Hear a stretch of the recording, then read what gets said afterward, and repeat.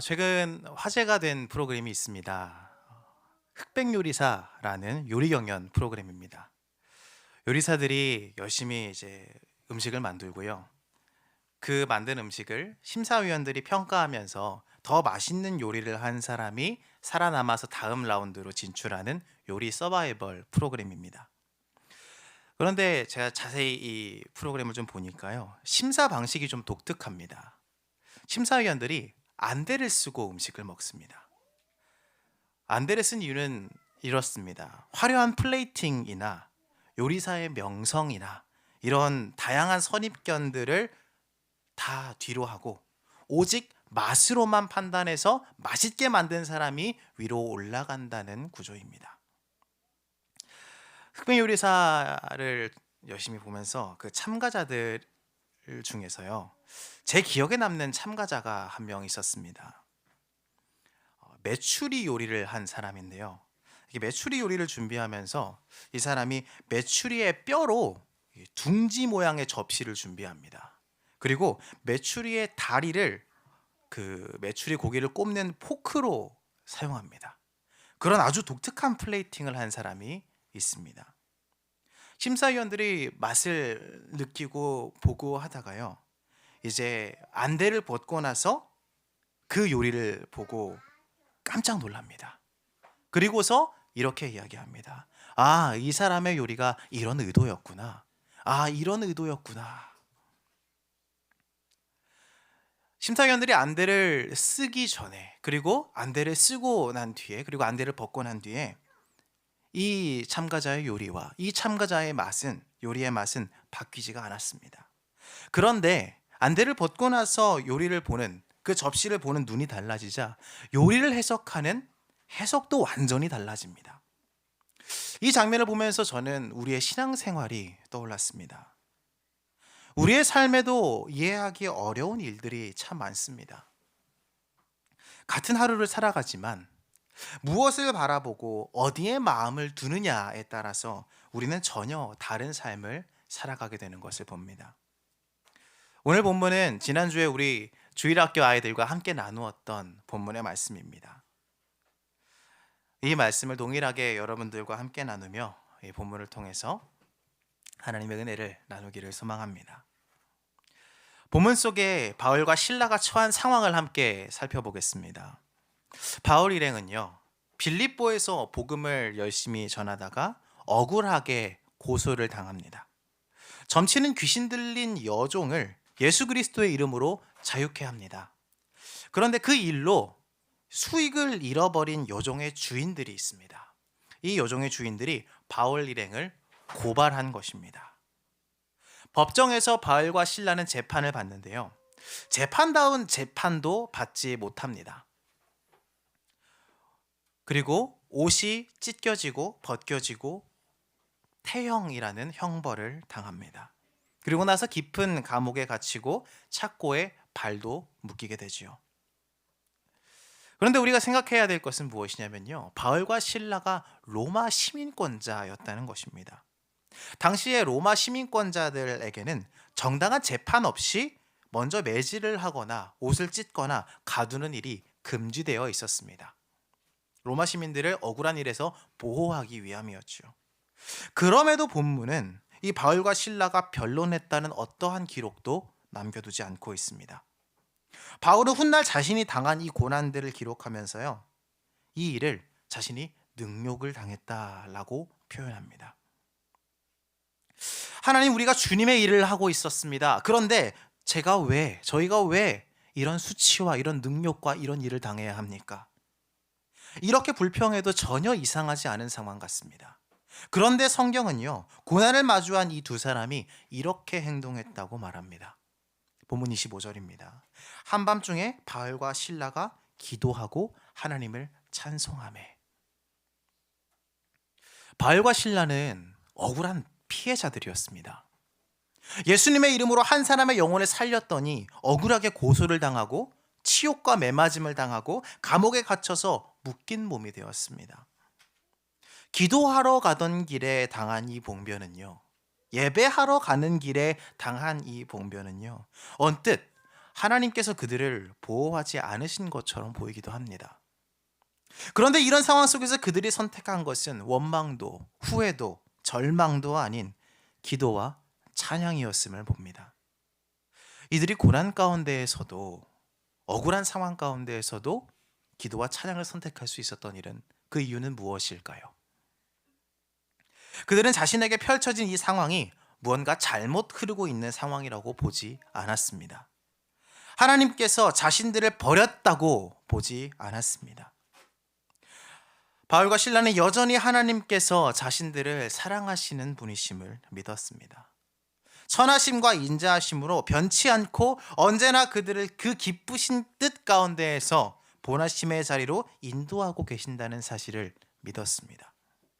그랬기에 바울과 실라에게 이 고난의 자리는 억울함과 아픔의 자리라기보다는 오히려 그리스도 예수님의 고난에 참여함으로 그분과 더욱더 깊이 연합하고 그분과 더욱더 가까워지는 자리가 되었습니다. 예수님의 고난, 그 고난 다음에는 무엇이 기다리고 있었습니까? 영광스러운 부활이 기다리고 있었습니다. 그래서 바울과 실라가 바라보는 것은 지금 당장 당하고 있는 고난이 아닌 그 고난 뒤에 있는 부활의 소망이었을 것입니다. 이것이 그들에게 감옥이 원망과 불평의 자리가 아닌 찬양과 기도의 자리가 된 이유입니다. 옥중에 있는 모든 간수들이 들었던 기도와 또 모든 찬양의 내용이 정확히 나와 있지는 않습니다. 참 궁금하기는 하지만 그 다른 성경에서 보는 바울의 고백들에서 추측하건대 그 기도와 찬송의 내용들은 하나님 이제 나를 꺼내어 주십시오, 나를 이 억울한 상황에서 해결해 주십시오 라는 내용이었다기보다는 하나님을 향한 감사와 또 하나님을 향한 영광을 올려드림과 그리고 부활의 소망을 붙들고 나의 이 믿음을 더욱더 굳세게 지킬 수 있도록 간구하는 기도였을 것으로 생각이 됩니다. 그리고 그렇게 기도하는 중에 큰 지진과 함께 옥문이 열리고 자유케 되는 하나님의 기적의 역사가 일어납니다. 사랑하는 여러분, 올해 우리에게 주신 표어가 바로 새로워지는 해입니다. 우리는 새로워짐을 생각할 때 종종 환경과 상황의 변화부터 떠올리게 됩니다. 우리가 열심히 씨름하던 문제가 사라지거나 또 형편이 나아지는 것을 기대합니다. 하나님께서 우리의 모든 삶의 환경들을 새롭게 바꾸어 주실 것을 기대합니다. 그러나 본문이 말하는 새로워짐의 출발점, 성경이 이야기하고 있는 새로워짐의 출발점은 다른 곳에 있습니다. 바로 새로운 마음입니다. 이 개념을 어떻게 하면 잘 설명할 수 있을까라고 고민을 하다가 사랑을 떠올리게 됩니다. 사랑을 하게 되면 성경이 말하는 새로운 마음에 대해서, 새로운 해석에 대해서 어렴풋이 이해하게 됩니다. 연애를 하게 되면요, 연애를 하지 않고 있던 어제와 연애를 하고 있던 오늘 똑같은 길거리인데 그 길거리가 다르게 보입니다. 똑같은 꽃도 더 예쁘게 보이고 그냥 똑같은 음식도 더 맛있어지고 또 그 음식을 보면서 바라보고 생각하는 사람도 생기게 됩니다. 또 육아를 하게 되면요, 육아를 하지 않던 어제와 육아를 하는 오늘의 삶은 같지만 또 달라집니다. 저는 육아를 하면서 저희 집이 그렇게 위험천만한 곳인 줄 몰랐습니다. 우리 아이들이 열심히 기어가서 전선을 씹어먹고 또 열심히 기어가서 침대 모퉁이에서 아빠를 이렇게 바라보고 있고, 정말 생각 없던 전선과 정말 생각 없던 침대 매트리스가 정말 위험하고 또 정말 높은 곳에 있구나라는 사실을 다시 한 번 더 생각하게 됩니다. 상황과 환경과 우리가 처해 있는 눈으로 보는 것은 아무것도 달라진 것이 없습니다. 그런데 마음이 달라졌기 때문에 모든 것이 다르게 해석됩니다. 예수 그리스도로 말미암아 새롭게 된 바울과 실라가 보여준 태도가 바로 이것이었습니다. 상황이 좋아지거나 문제가 해결되지 않았습니다. 그들은 여전히 감옥 안에 있고요. 그들은 여전히 아픔에 있고, 그들은 여전히 발에 든든한 착고가 채워져서 움직임조차 제한된 상황이었습니다. 그러나 그들이 새 마음으로 예수 그리스도를 바라보았을 때 그 자리는 예수님과 더욱더 가까워지는 새로운 의미를 가진 전혀 다른 예배의 자리가 되었습니다. 그리고 이들은 마침내 하나님께서 이끌어 가시는 새로운 일을 보게 됩니다. 우리 삶에서 문자 그대로 매맞고 감옥에 갇히는 일은 많지 않습니다. 그런데 감옥과도 같은 시간들, 내가 마치 감옥에 있다라고 여기게 되는 순간들은 분명히 있습니다. 앞이 보이지 않는 막막한 상황, 옴짝달싹도 할 수 없는 나의 형편, 억울하고 답답한 일들, 이해할 수 없는 고난들, 그런 감옥 같은 자리에서 우리는 이렇게 묻게 됩니다. 주님, 대체 왜 나에게 이런 일들이 일어납니까? 주님, 하나님의 백성인 저에게 왜 이런 일들을 허락하십니까? 이런 상황 속에서 오늘 본문은 우리에게 새 사람을 입으라라고 도전합니다. 새로운 사람은 상황이 달라진 사람이 아니라 그 상황을 바라보는 마음이 달라진 사람인 것을 알려줍니다. 원망과 불평과 후회가 당연한 자리에서 기도와 찬양을 선택하는 것, 고난을 피하려는 사람이 아니라 오히려 고난에 참여하며 그 자리에서 예수님과 함께하는 것, 그 자리에서 부활의 소망을 바라보는 것, 이것이 새로운 마음을 가진 사람의 모습입니다. 바울은 로마서에서 우리가 넉넉히 고난을 이긴다라고 말하고 있습니다. 바울이 고난을 어떻게 이겼는가를 생각해 봅니다. 바울은 고난을 없애고 고난을 피함으로써 이긴 것이 아닙니다. 오히려 고난 가운데서 마음이 무너지지 않고 고난의 정면으로 참여한 것이 이기는 것을 바울은 보여주고 있습니다. 고난 속에서 예수 그리스도를 만나고 고난 속에서 예수님과 더욱더 가까워지고 그분과 연합하는 것, 그것이 우리가 고난 중에서 고난과 지지 않고 고난을 대적하여 이기는 것인 줄로 믿습니다. 그래서 고난의 자리에서 우리가 해야 할 일은 결국 기도와 찬양의 예배입니다. 사랑하는 여러분, 고난을 당하는 자가 아닌 고난에 참여함으로 예수님과 더욱더 가까워지는 자가 되시기를 축복합니다. 그리하면 우리는 고난 속에서도 고난 그 다음에 있을 영광스러운 부활의 소망을 바라봄으로 기도와 찬송으로 예배의 자리로 나아갈 수 있게 될 것을 믿습니다. 그리고 더불어 그 중에 하나님께서 우리 삶 속에 이루시는 놀라운 새 일 또한 경험하게 될 줄로 믿습니다. 오늘 우리가 찬양에서 고백했다시피 고린도후서의 6장의 말씀이 우리의 위로가 되기를 소망합니다. 속이는 자 같으나 참되고 무명한 자 같으나 유명한 자요, 죽은 자 같으나 살아있으며 징계를 받는 자 같으나 죽임을 당하지 아니하며 근심하는 자 같으나 항상 기뻐하고 가난한 자 같으나 많은 사람을 부욕해 하고 아무것도 없는 자 같으나 모든 것을 가진 자, 그 성도가 바로 동서울 광염교회 한 분 한 분 성도님들의 삶이 되기를 예수 그리스도 이름으로 축복합니다. 이제 본문은요, 옥문이 열린 사건에서 한 영혼이 열린 사건으로 시선을 옮깁니다. 지진으로 인해서 졸고 있던 이 간수가요, 잠에서 깹니다. 그리고 나서 이 일이 무슨 일인가 살펴보니까 옥문이 다 열렸고 바울과 실라가 저기서 일어나서 막 이렇게 몸을 풀고 있거든요.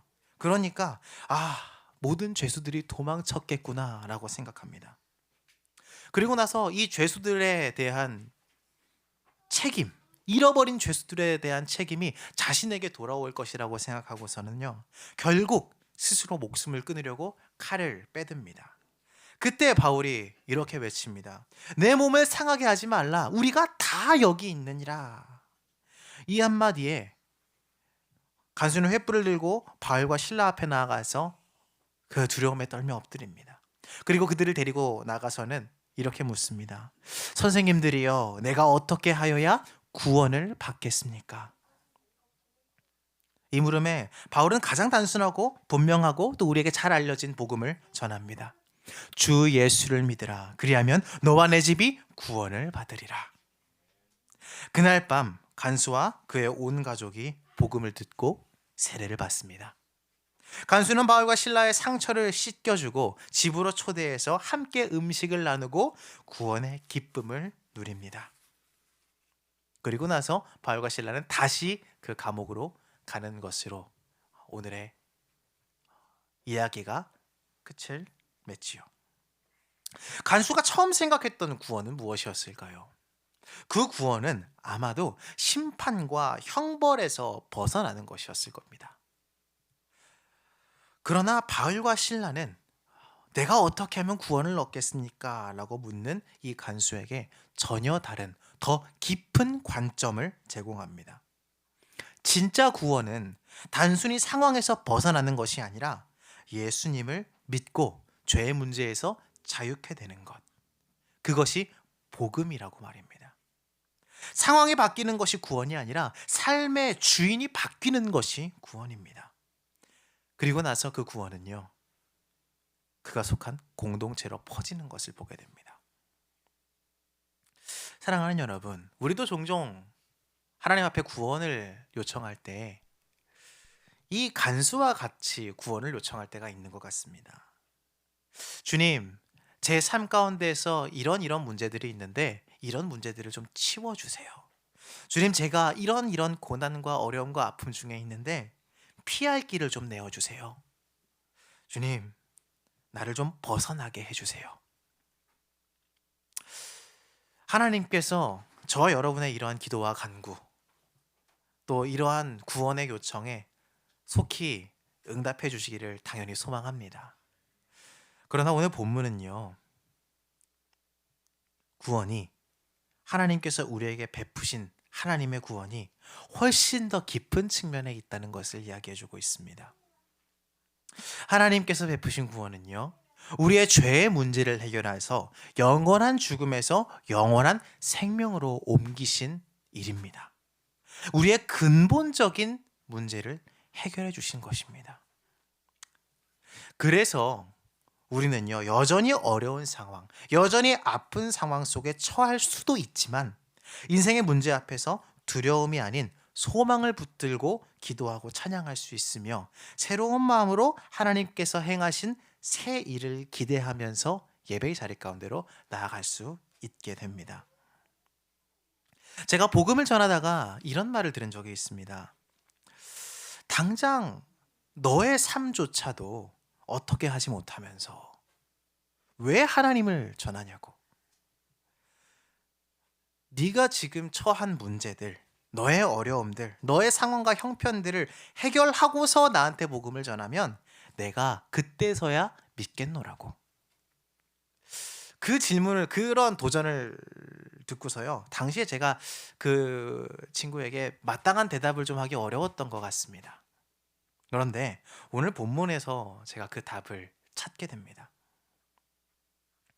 사랑하는 여러분, 구원받은 그리스도의 삶은요, 문제가 없는 삶이 아니라 문제 속에서도 하나님을 바라보는 삶입니다. 구원받아 새로워진 삶은 고난이 사라진 삶이 아니라 고난을 해석하는 마음이 새로워진 삶입니다. 우리 삶에서 만나는 크고 작은 문제들은요, 안타깝게도 대부분이 쉽게 해결되지 않습니다. 그러나 그리스도인들은 마땅히 좌절하거나 피할 길을 찾지 않고 정면으로 고난에 맞서서 참여합니다. 왜냐하면 우리는 예수 그리스도로 말미암아 두려움에 대한 근본적인 문제가 이미 해결된 자들이기 때문입니다. 이미 우리 삶의 가장 큰 문제를 해결하신 하나님께서 우리 삶의 크고 작은 문제들을 외면치 않으실 것을 믿기 때문에, 또 여전히 변치 않는 선하심과 인자하심으로 우리의 삶을 선하게 이끄실 것을 믿기 때문에 우리는 고난과 아픔 속에서 두려움보다 더 큰 소망을 품고 기도와 찬송으로 하나님 앞에 예배의 자리 가운데로 나아갈 수 있습니다. 그렇게 하나님 앞에 우리의 삶을 맡긴 그리스도인들의 삶에 하나님께서는 새 일을 행하여 주십니다. 한밤에 일어난 이 지진은요, 사람들에게는, 간수에게는 천재지변이었고 기적이었습니다. 그러나 바울과 실라에게는, 또 우리에게는 하나님의 역사로 해석됩니다.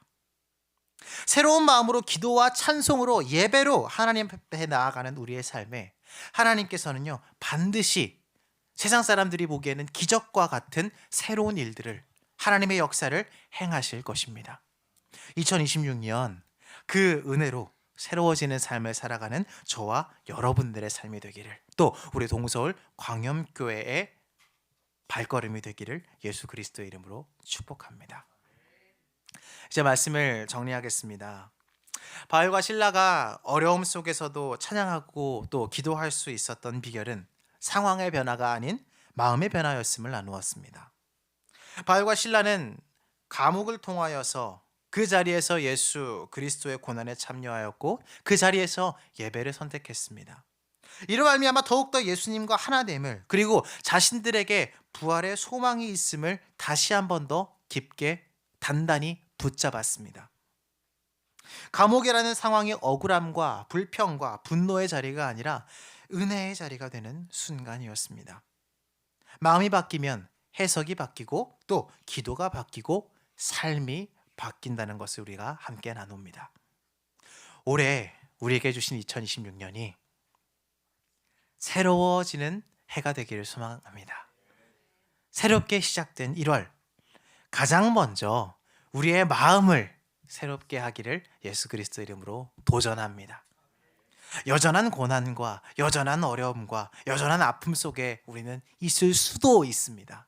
그러나 본문 속에 간수가 했던 이 질문이 우리의 모든 사람들의 질문이 되기를 또 원합니다. 내가 어떻게 하여야 구원을 받겠습니까? 또 그리고 그 질문에 잘못하면 이 상황을 사라지게 해주시는 것이 구원입니다 라고 이야기하고 바랄 수 있지만, 성경이 이야기한 대답을 우리 스스로에게 했으면 좋겠습니다. 주 예수를 믿으라. 그리하면 너와 내 집이 구원을 받으리라. 예수님을 믿는다는 것, 또 구원을 받는다는 것은 단순히 종교를 가지거나 우리의 삶을 탄탄대로를 걷게 하겠다는 것이 아닙니다. 내 인생의 주인을 나 자신에서 예수님으로 바꾸겠다는 믿음의 고백이지요. 같은 상황에서도 새로운 마음으로 다른 해석을 하겠다는 믿음의 결단인 것입니다. 사랑하는 여러분, 우리가 처한 상황은 여전히 변하지 않았을 수 있습니다. 우리가 사는 내일은 여전히 고난 가운데 있을 수 있습니다. 그러나 예수님 안에서 우리의 마음이 새로워질 때 우리 모두가 불평, 불만, 원망, 분노의 자리에서 벗어나서 기도와 찬송과 감사와 기쁨과 예배의 자리 가운데 하나님 앞에 나아가는 삶을 살기를 예수 그리스도의 이름으로 축복합니다.